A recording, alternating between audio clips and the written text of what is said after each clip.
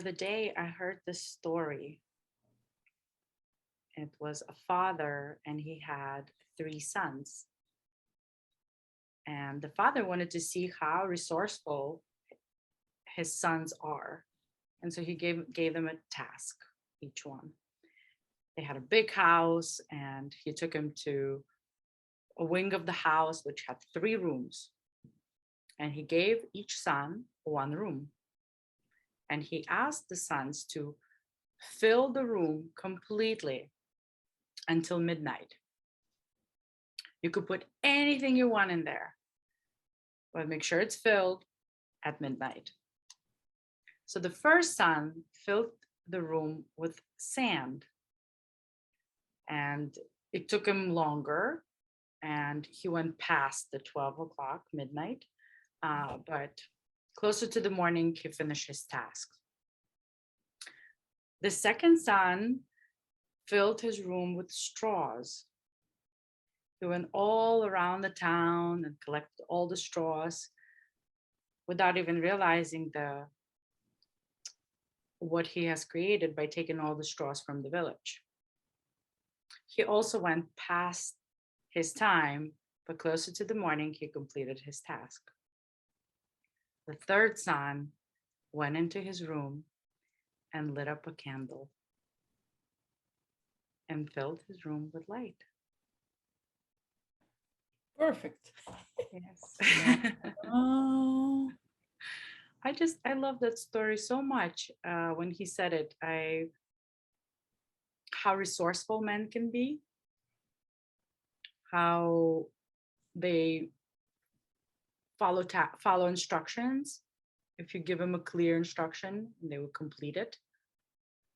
And yeah, I'm just curious what you noticed in the story and how that could, yeah, whatever came up for you. well, first of all, the pleasure with which you're telling the story is already saying so much. Like my whole body just went relaxed with everything, and especially how you lit up on the last sun, filling the room. And to me, it brings up family systems, actually. Okay. And just the wisdom in this parenting.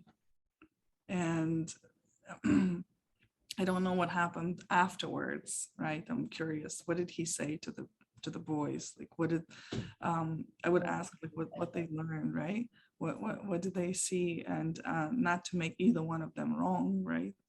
But to give each one of them one specific task, but without the constrictions, and then seeing where they individually, according to them,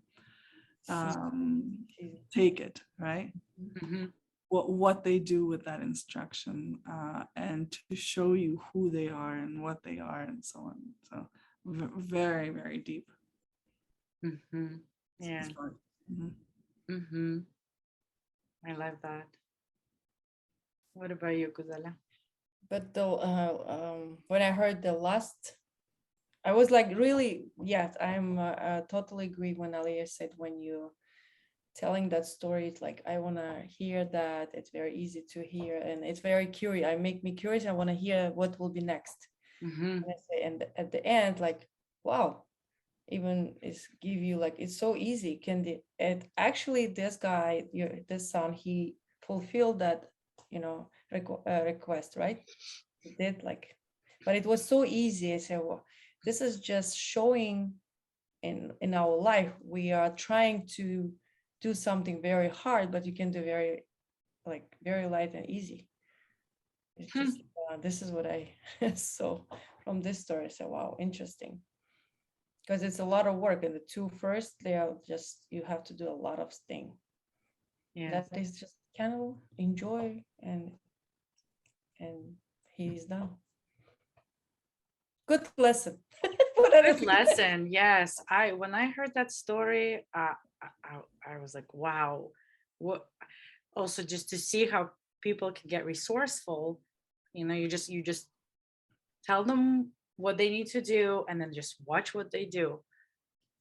You know how, and yeah, I don't know. I just really like the story. I wanted to share it here. Mhm, Yeah. mhm.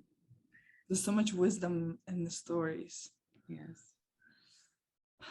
And that's another thing for women, that we tell stories, and it's also in the How to Talk to Men book, that when women tell men stories, it's much easier for them to see, to understand and see what they need to do, and it quicker than taking hours and hours of complaining and blaming and criticizing, or you know, anything that women do that turn men off.